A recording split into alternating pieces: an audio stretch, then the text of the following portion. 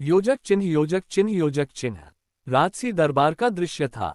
एक भव्य रत्नजड़ित सिंहासन सजा हुआ था और उसी समय एक चमकती हुई पुतली जीवित हो उठी। राजा भोज, जो राजसी पोशाक में थे, हैरानी से उसकी ओर देख रहे थे। पुतली हवा में तैरती हुई राजा भोज से गंभीर स्वर में बात कर रही थी। उसके पीछे स्तंभों और सुंदर नक्काशी वाले महल की दीवारें थीं। राजा भोज उसे ध्यान से सुन रहे थे। पुतली ने जैसे ही हाथ बढ़ाया, उसकी हथेली से जादुई लहरें निकलने लगीं और एक दृश्य जीवंत हो उठा, एक स्मृति, एक कथा की शुरुआत।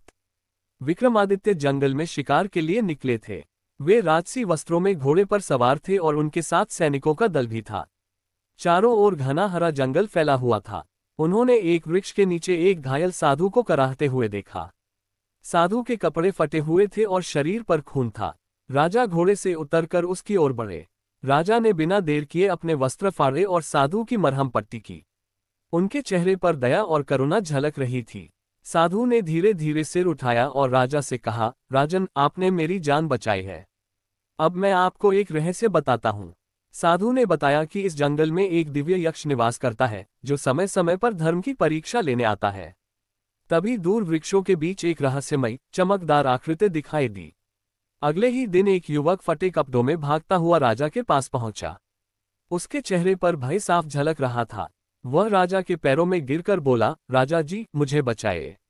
एक राक्षस मुझे मारने आ रहा है। वह कांपते हुए जंगल की ओर इशारा कर रहा था।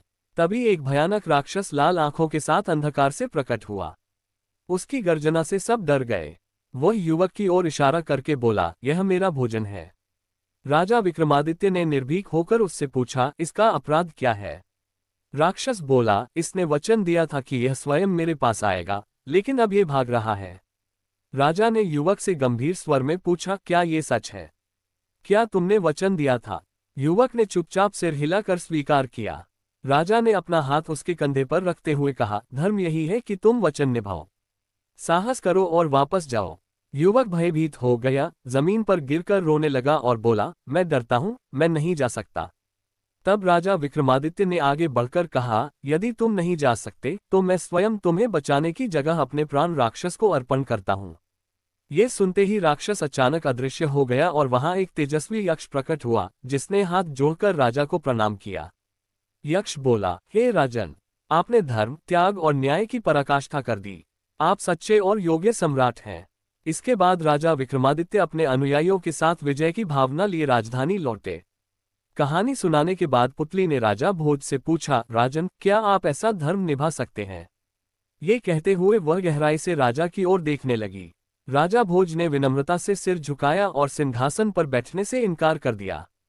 ये देखकर पुतली मुस्कुराई और फिर से एक पत्थर की मूर्ति में परिवर्तित हो गई।